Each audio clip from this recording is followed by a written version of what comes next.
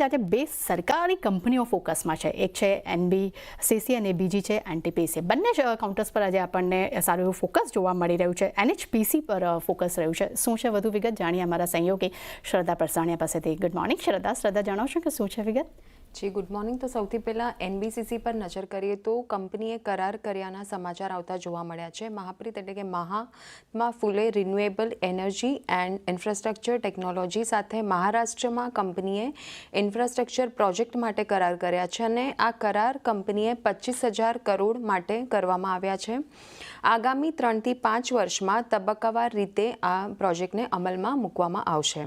ત્યારબાદ એનએચપીસી પર નજર કરીએ તો કંપનીએ ટ્રાયલ રન પૂરો કર્યો છે. હિમાચલ પ્રદેશમાં યુનિટ 3નો આ ટ્રાયલ રન પૂરો થયો છે. પાર્વતી 2માં 200 મેગાવોટના 3 યુનિટનું ટ્રાયલ કંપનીએ પૂરું કર્યું છે અને 200 મેગાવોટના 4 યુનિટનો પાર્વતી 2 આ પ્રોજેક્ટ છે, એટલે કે ટોટલ 800 મેગાવોટનો આ પ્રોજેક્ટ છે. થેન્ક યુ શ્રદ્ધા, અમારી સાથે જોડા બદલ અને વિગત શેર કરવા બદલ. શરૂઆત પહેલાં